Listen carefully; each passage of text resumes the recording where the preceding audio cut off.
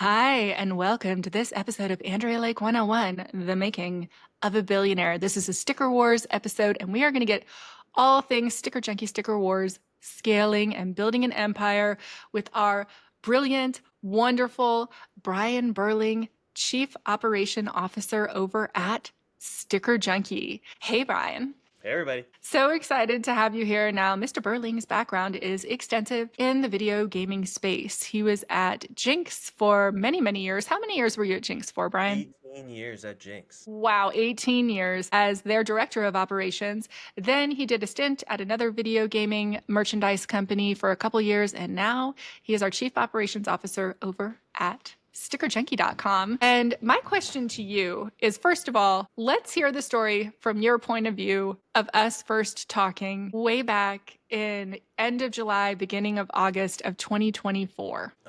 Okay. So this is a story I've told a while, like several times in the last, what has this been, 10 months now ish? Yeah, people ask me, hey, so what are you up to these days? And then I go, well, let me tell you, right? It's typically how it starts. And then I start with, I was standing in line at San Diego Comic-Con. Every year, a buddy of mine can never make it, but he's a G.I. Joe collector. Right? So then he asked me, hey, can you go and get these G.I. Joe figures for me? So I'm standing in that line, and it's always a super long line because these are like hard to get exclusives. And I'm scrolling through my phone, and then I see on LinkedIn that you had posted an article. Hey, check out this article written about Stickergate in Forbes. So I read through the article, skim through it. I read how Sticker Junkie was totally downward spiral, down in the dumps financially. I read how there's this assassination attempt on Donald Trump, which causes a major competitor of Sticker Junkies to come out super conservative, super pro-Trumpy, and how that worked out to Sticker Junkie's benefit.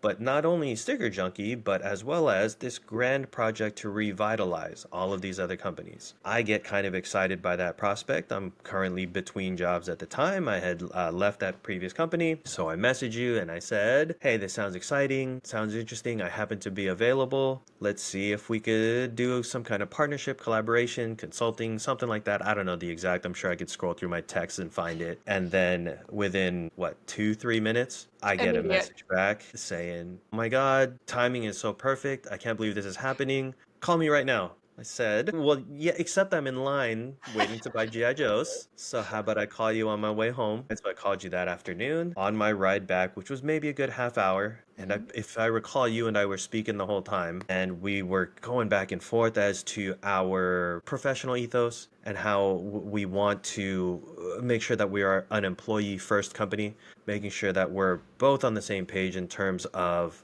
taking care of the people who are taking care of the business. We often use the line of, don't give me any of that people over profits nonsense, right? Which is entirely antithetical to what you and I both believe. It is always Mhm. people over profits. And we seem to be on the same page. You said, hey, come into the office next week. Let me show you around. Let me introduce you to everybody. And when I did, I think we both had our hearts set on making it happen. Yes, absolutely. And I recall that next, when you came in the office, I'm like, I want you to work here so badly. And also, I have no money. So I can barely afford to pay you right now. But I have a whole lot of good stuff that can come down the backside of this. But right now, we are broke. We're broke ass broke right now. But I can see where this is going. And here's the thing though. You are in demand, and I know you had a bunch of opportunities of many different things that you could have done next, having been such a high end director of operations, vice president of operations, now chief of operations. Out of all of these opportunities on your plate, like what made you come to Sticker Junkie at, just so our listeners know, it must have been 25-30% of your normal salary when we first started out. Oh yeah, that is not a stretch at all. Like that's kind of where we were. We've come up a little bit since Yep. then, not just me, but everybody else in the company. Having been in that industry for that long, yeah, I was able to have my salary grow over the years. So I was making a nice living, even for San Diego, which I think is still number one most expensive relative to like wages versus cost of living city in the country. If not number one, we're at least top five. And I do not say that as like a point of pride. Right. Pretty damn expensive to live here. So I was doing okay. So then I get a question asked like, why would you take such a massive salary cut? because at this point in my life, I feel like I've gone through the trenches. I've seen what, let's say, non-healthy corporate life is like. And I decided I don't want to do that anymore. I want to be in a place that I believe in, a place that I feel where I'm actually contributing, not just to the company, not just to myself, but something bigger than that. And we're bringing some positivity into the world. We're making a positive impact in people's lives. I didn't want to be in a place that would possibly be paying me quite a bit more money, but then just be unhappy there, right? I want to be at a place where I feel fulfilled. By that, I don't mean an easy job.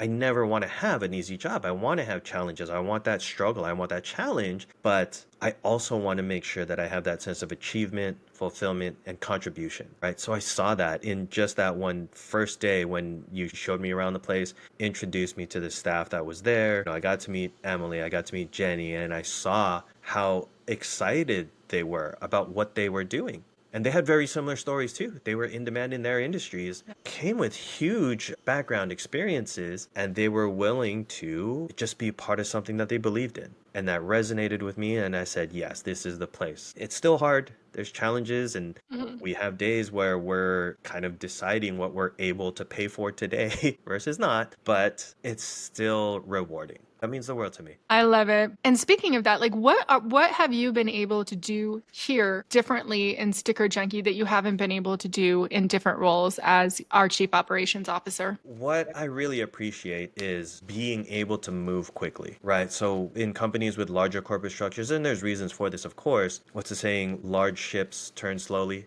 Yes. There's so much weight, so much mass moving in one direction. It's so hard to just pivot and go in a different way. Being so small and being just with the resources that we have, it's easy for us to pivot if we need to. Even on a day-to-day basis, we decide, hey, we're going to spend more time on, I don't know, this part of production instead of that. Design, hey, focus on creating more back pages instead of making more sheets. Like, we're able to do that as needed. And then even some of our larger projects, man, massive roadblock right now.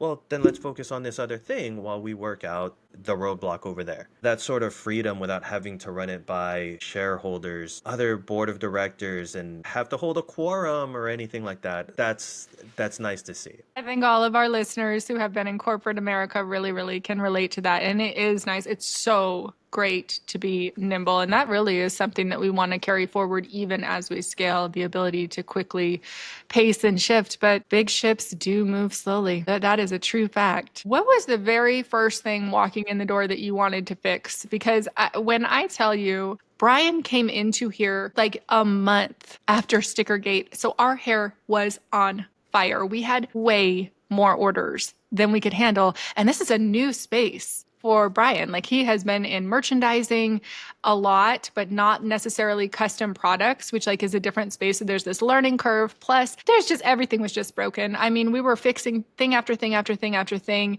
So what were the first things that you wanted to get a handle on and clean slate, and why did it matter? If we're talking about things to fix, Hmm. number one thing that had to be fixed was me. So, being in licensed video game merchandise for so long, I'm super familiar with that industry. Never worked directly with stickers, right? We sold stickers before. We had sticker vendors, and StickerJunkie was a vendor for Jinx way back in the day for certain products, but I didn't know much about the industry. So I had to kind of crash course, learn what all this is, learn the difference between paper and vinyl stickers. I learned very quickly why our stickers are really the best, right? They're going to be weather guarded, they're going to survive, they're not going to get faded over time. And I learned why. I learned about the inks. I learned about the different kinds of machines. Within the second month in September, because I had started in August, we went to the Printing United Expo in Vegas. I learned far more about the printing industry than I would have ever imagined in my life I was going to.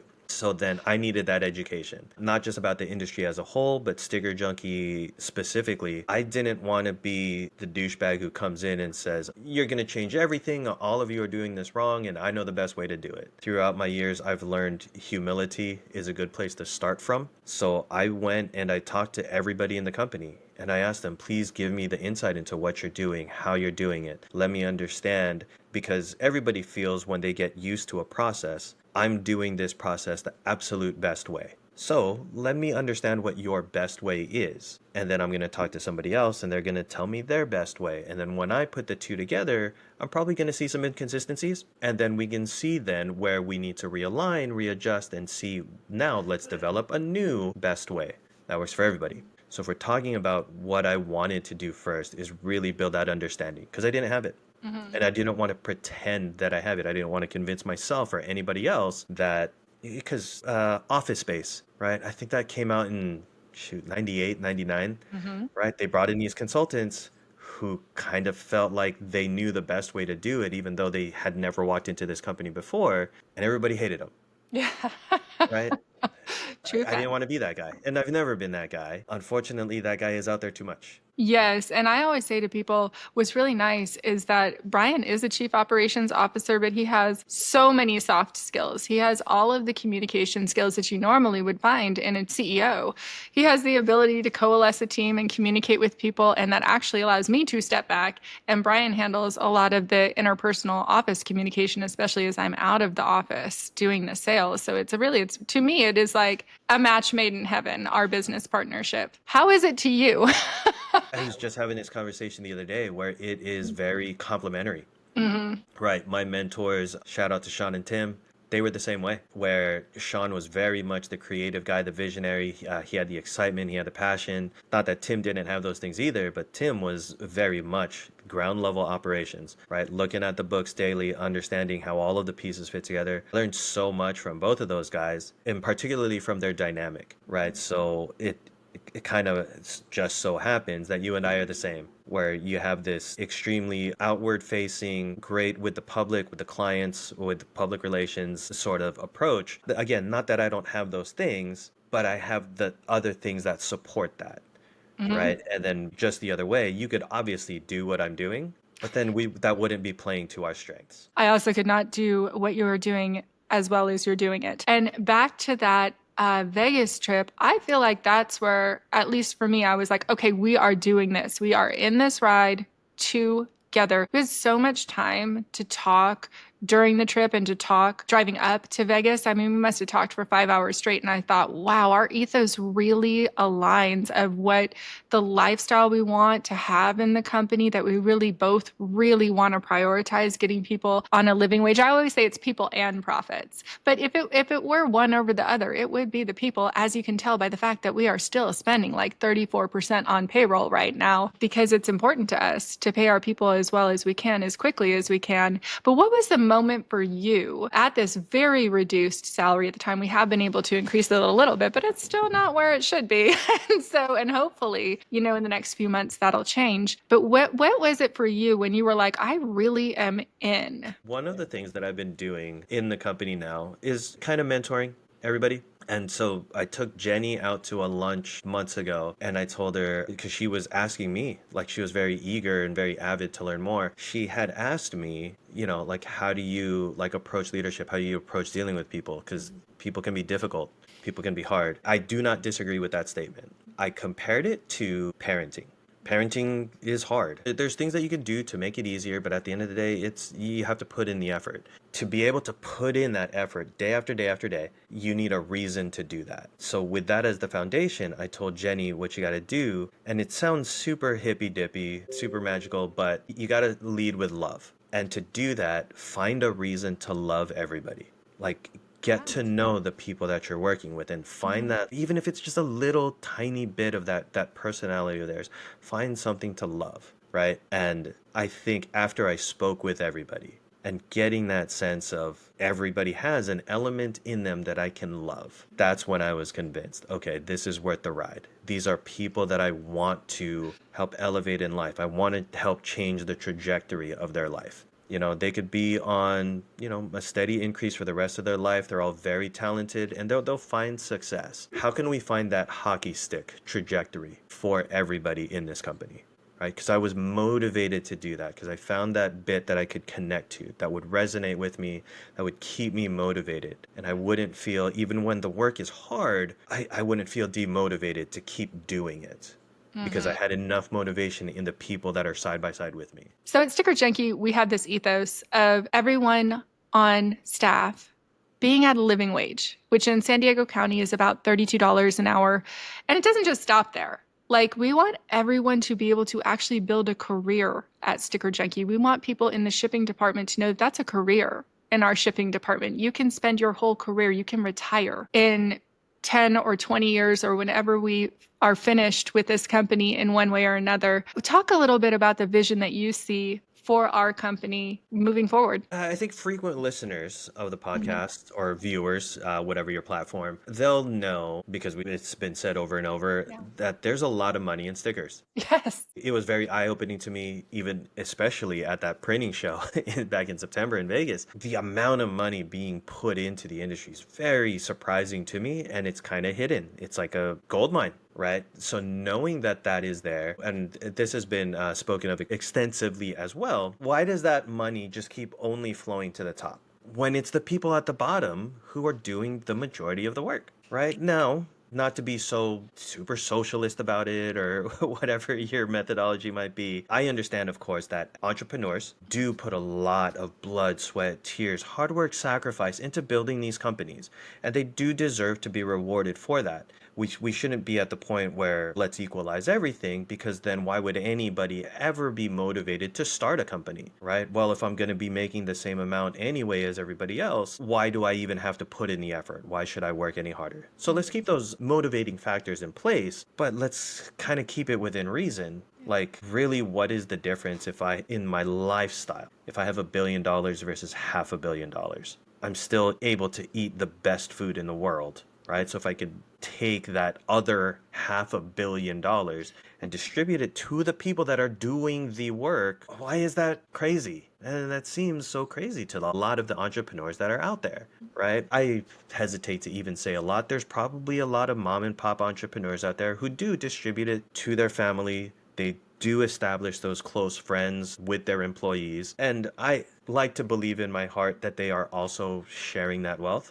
But again, going back to as the ones who really had the wherewithal, the innovation, the gutso to really make it happen, they deserve to have a little bit bigger piece of the pie, I think. But they don't need a whole other pie. Yeah, I'm always like, you guys, whenever I meet somebody who is having their minimum wage at their company, even be 12, 13, 14, 15, $16 an hour, I'm like, you realize that's a poverty wage for the city that you're in. That's not, you can't raise children on that. There's no mystery why people aren't buying houses or are having less kids. And so when I'm talking to other entrepreneurs that don't want to like pay everybody a little bit more equally, I'm like, you do realize that when you do that and you tell the story of doing that, people want to buy from you and your revenue is way fucking higher. Also, when you do that and you empower people to use their whole brain while they're at work, and you sort them into the position that's going to work the best for them, you create an unstoppable team, like a professional level team that all has their eye on the same goal. There's no way that when you have 16 or soon 24 or 30 or 100 people moving in the same direction cohesively towards the same goal, you're going to smash that goal and make way more revenue in your business too. So I'm always like, it also makes more dollars to do it that way. So I really don't understand the disconnect that a lot of corporations are having with like hoarding all of the wealth just to the C team. One might say it makes dollars and cents. Ooh, one might. I mean, Brian is an English major. yes, a billion years ago, I walked away from San Diego State University with an English degree. Not sure how actually valuable that is these days, but I appreciate it. Makes you the punniest person in the office, that's for sure. So you had a great environment over at Jinx, but what is it about this staff at this startup that makes it different from any other team that you've worked with? I think with this staff, it's interesting because when we were starting off at Jinx, we were learning ourselves. Sean and Tim, when they started the company, they were fairly young. They brought me on when I was fairly young. So there was a lot that we had to learn. So coming into it, I'm more aware of what that looks like. I have had plenty of mistakes over the years. Just had a conversation this weekend where I explicitly said, I'm very grateful for my failures because that's where I had a lot of growth. So then coming into StickerJunkie, like this version of Brian is obviously not that same young baby version of Brian that walked into Jinx the first day. I was able to grow and I was able to then compare the different skill sets that we had on staff. Back then, in the early days of Jinx, we had a lot of the people that we brought on were also really just starting in the industry, coming out of college, that sort of thing. When I came over here to StickerJunkie, what I noticed was we had a few people that are a little bit more established. They weren't in their early 20s, maybe they were in their later 20s, which at least what I went through, and maybe a lot of listenership can agree, there's a lot of growth that happens in those years. So our staff was a little bit more mature, and I noticed they were a little bit more jaded by the corporate world already. They had a lot of horror stories already of what previous jobs were like, the kinds of things that they would be penalized for, calling in sick too much, Wild. right? What is that a thing? Like the state mandates that you have sick dates, and if you use them, you're going to be penalized? Wow. So then what is rewarding, I guess, in a sense to me, is when we say, that's not how this works here. So then they see that, I guess, epiphany, for lack of a better term, that, wait, this isn't going to be a hellish place to be.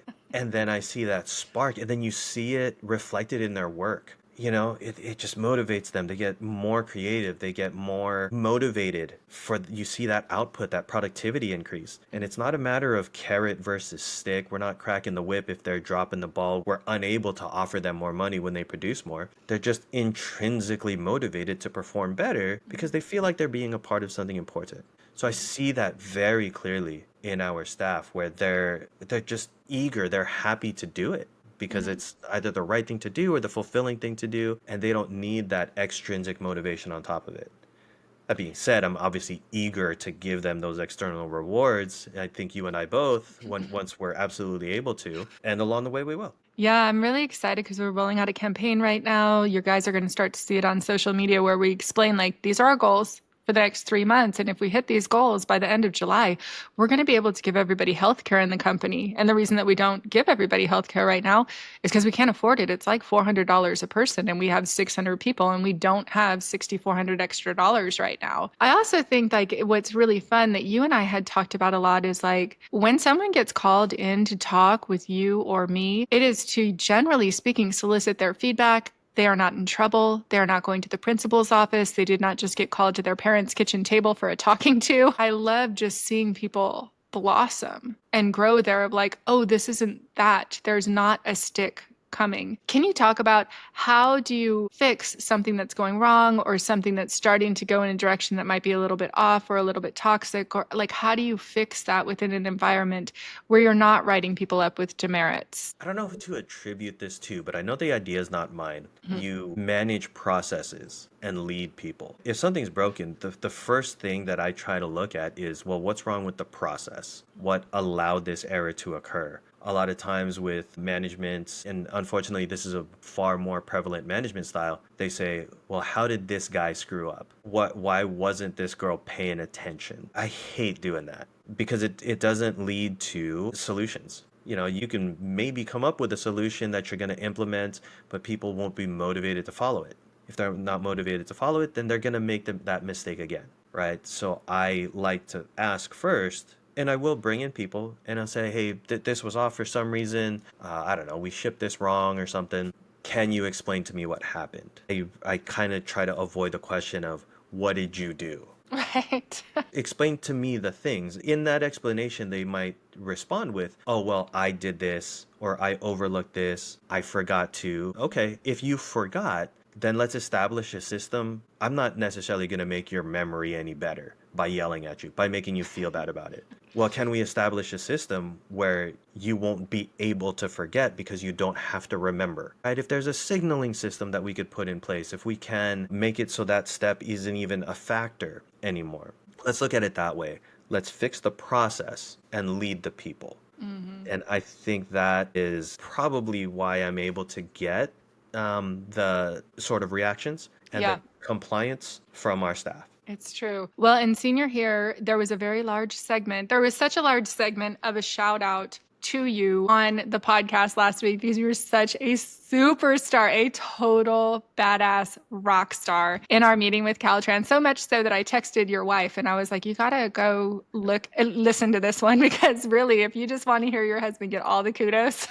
it's there. When I tell you, Brian walked into that meeting, he's going to start blushing. He not only did he know every single thing that he was talking about, meticulous top to bottom. These are tedious forms that he has been filling out, but he was funny and smart and charming. Just the whole package of what you would want to see show up into a meeting. I don't even have a question here, Brian, but thank you for being part of Sticker Junkie. Like the level of asset that you are to this team could not possibly be overstated. So now I'm just making you blush. Well, I'm happy to help, of course, in the ways that I can. I'm still not 100% comfortable with any sort of positive acclaim toward me, especially directly. It is a thing that I'm working on, and it's weird because I'm aware of what I bring to the table. Obviously, I've developed these skills over the years. It's cultivated. I had arrogance, right, when I was a much younger guy, about 18, maybe 16 to 20. I thought I was really hot stuff. And then I learned I wasn't. So then I like to approach stuff with a lot of humility. So I'm still aware really of what I bring to the table. And even then it's hard to receive praise. I'm trying to be better about it. Thing that I love about Brian is that you're constantly growing, you're constantly learning, you're constantly bettering yourself. You have all kinds of routines that you're inspiring the rest of us into with your health regimen and with also your learning. He's always recommending books about business and scaling and different areas of personal growth and development, as well as business growth and development. How did you get into that? Because you are one of the most, beyond having gone to college, you're one of the most self-educated people that I have ever met, and one of the most people who is profoundly honest with yourself and always striving to be better. Where does that come from? I don't know that I could pinpoint an exact source, Mm-hmm. but I think humility plays a big part into it. Like just accepting I don't know everything. And at the point when I do know everything, something new will have been made. Right? There's going to be some sort of new study that says actually everything that we knew about ice cream is that it's now healthy for you. Right? I'm waiting for that study where my blood pressure, my cholesterol, right, my blood sugar will all go down if I just eat more ice cream. So maybe that's it. I'm waiting for that article to come out and I'm reading everything else in between Mm-hmm. until that one is finally here.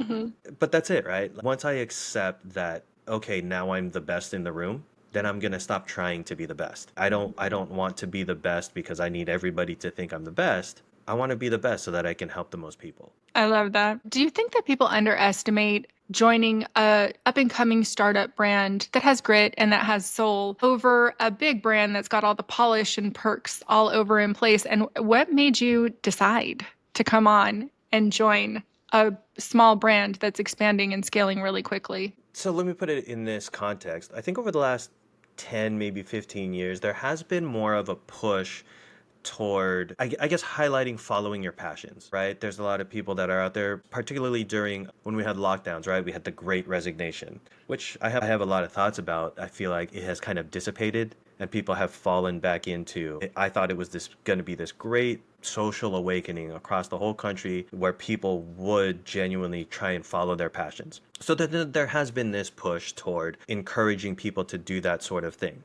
Some of the stuff that we've talked about already about don't feel trapped in that hellish corporate environment, which is good messaging for sure. But then you get a lot of these people that have these wide-eyed ambitions. All right, I'm going to be the next great sculptor. I'm going to create the next great clothing brand. And then they go out there and they say, I love this with such a passion. I'm going to be so awesome at it. But they don't educate themselves on how to do it properly, right? Passion is great, but you still need to have business acumen. You still need to know how much you should or shouldn't be spending. Top of mind, you should know how import duties are going to affect what you're bringing in, whatever you're trying to produce, whatever you're trying to sell. What are those manufacturing costs? You can't just have this amazing vision and not have a roadmap. You still need a business plan, as let's call it cliche and traditional and maybe outdated as that sounds. You still need to kind of know what you're doing. Your talent isn't going to get you all the way there. You might be some kind of phenomenal vocalist, singer, right? Best voice in the world, but nobody's going to hear you if you don't go out to the clubs and go to the open mic and try to get discovered and get a social presence and learn to self-publish on whatever platform, right? That passion isn't just gonna take you all the way. I say pursue it, but pursue every aspect of it. Don't Hmm. just limit yourself to those parts that you like. Even at Jinx, even here at StickerJunkie, there are parts of the job that are just tedious, and you have to slog through it. There's no way through it but through it, and you have to learn to find the success monetarily, or you're gonna fall back into that hellish corporate job. And speaking of the tedious parts, I mean, the first 10 months of you being at Sticker Junkie was literally one tedious thing after another. There was so much good stuff. And I think the most brilliant thing you did, you touched on earlier, of just like bringing everybody in, seeing what their skill set is, seeing what their motivations were, sort of getting a really cohesive view of the way that the company worked. But a lot of what Brian was doing was, we need this certification for this. We need to clean up this insurance over here. We have to do this legal thing here. We have to make sure that our I's are dotted, our T's are crossed. And when I have mentioned thoroughly on previous episodes of the pod that like the level of compliance, the quantity of certifications that Brian has been getting together for us, how do you stay motivated when you are just in the slog of compliance, which luckily now that our duckies are in a row, I feel like it'll be a little bit less of that. But how do you motivate yourself through really tedious, long-term, meticulous things? Wash the dishes to wash the dishes, not just for dessert. So this was a story that my mentor told me about. He had read it in some book, and I wish I could attribute wherever this story came from. But the idea was there's guests at a dinner party, and then they had finished the main course. The guests wanted to go for dessert, but then the host, the guy who owned the house, he says, "Well, we got to wash the dishes first, right?" And then he said they started washing the dishes together, and then the host said, "Hold on, you're not washing the dishes." He's like, "What are you talking about? I'm putting the soap, I'm rinsing, I'm scrubbing with the scrubber." He goes, "No, no, no. You're trying to get through this to get to dessert, right? Be here. This is what is in front of you. Do this." So I keep that in my head. Like, whatever the task, however mind numbing it might seem, don't allow it to numb your mind because that's a choice that you can make. So be present for it. Whatever task you are doing, as unenjoyable as it might be, still do it to the best of your ability. Still get it to something that you would be proud to put your name on. Oh, I love that. I love that. That in itself is motivation enough for me in those difficult times. So, what is something that you would say to your 10-year ago self or 15-year ago self or somebody that's just starting out in operations? What advice would you give them? I would tell that guy Mhm. to keep doing the things where you get fulfillment. Because I already had that ethos in my Mhm. head. But I think at the time, and I would have been in my mid 30s at that point, not sure if I'm giving up my age too much there. Even then, I had that drive, and I was confident then that doing so would bring me to success.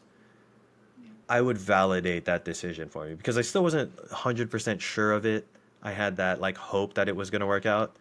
But then in actually having done it, it has worked out. And I know that you are an avid fan of different podcasts and avid reader, etc. If you had a couple podcasts or books that you would recommend to entrepreneurs and business people to read, what would those be? I listened to Simon Sinek's podcast, It's a great one.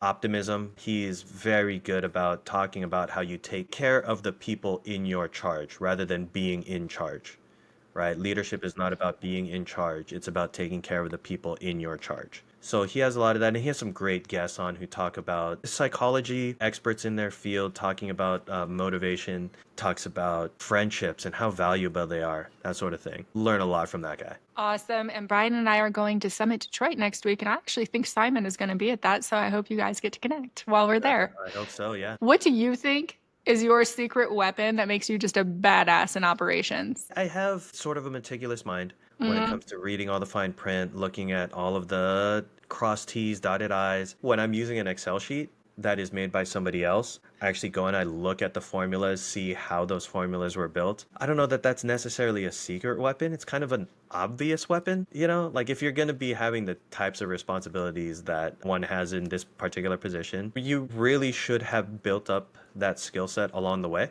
And if you didn't, tell me how you got there. I'm curious. I feel like it's been essential the whole time for me. Nice. And I actually think, in addition to that, it's also so beneficial that you're just so even keeled of a guy. Like you're so level headed, and it's really hard to rattle Brian. Brian is one of the most humble, even keeled, on point, connected people I have ever met. There I go again with the compliments. Oh, yeah, right. Feeling awkward again. But along those lines, I think that is important because it's easy to let your emotions get in the way of your decision making. And when there's a lot on the line, and when I say a lot, it's not necessarily monetarily, although that is a factor for me.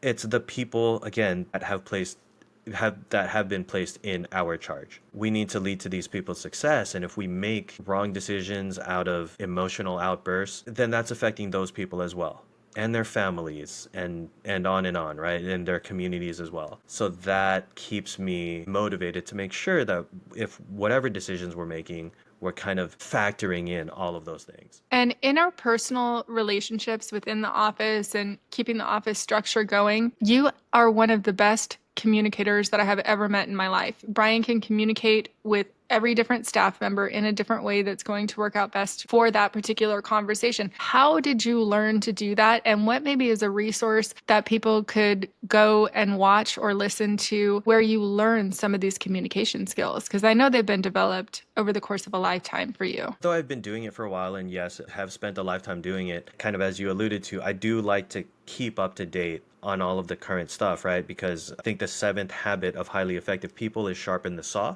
right? So I got to keep that saw sharp. So I am still out there looking for more stuff, more resources. One of the public speaking guru types that I follow on Instagram, his name is Vin Jiang. I think his handle is Ask Vin. And he talks about not just speaking on a stage, but even things that I'm not good at, like mingling at a party, right? As much as I like being on a stage or even in a format like this, I know what is expected of me. But in a random situation where I don't have a role to perform in a party mingling, I get so awkward. I don't want to be the guy who's like sitting in a corner scrolling through my phone. Like I want to be interacting with people and looking up and seeing people face to face, but that's not natural for me. It's not my comfort zone. So I looked at his content that's out there that has helped me in that way. As far as being able to speak to a lot of different people, I've had mentors in my life who have told me a variation of, if you have 100 different people in front of you, you got to have 100 different voices because they all speak a different way. You can't speak to person A the same way that you would to person B because they have different backgrounds, different life experiences. So I try to keep that in mind. Oh, that's great advice. All right. And our last question is, what is something that people would never guess about you from just reading your resume? I think this might actually be on my resume. I haven't looked at it for a while, but I am a classically trained vocalist, right? There hasn't been situation for me to exhibit that at StickerJunkie, but I'm singing in my church choir at least twice a week, if not more. And maybe that's why I think maybe I speak well because I learned to project and such intonation. So maybe you might guess it in speaking with me, but probably not looking at my resume. Well, you have a voice made for radio, and so I'm very glad that everybody got to enjoy it on this podcast. And certainly is a tool that you have honed. And thank you so much for coming on. Could not be more thrilled to have you on the team at StickerJunkie. Cannot wait until we get a TV show so you can see Brian in action. Because here is one of the things that I think that people wouldn't necessarily guess from your resume is that Brian is funny. He is so funny. And it's like, you're shockingly funny. You have all of us in stitches all the time. And his comedic delivery is like chef's kiss.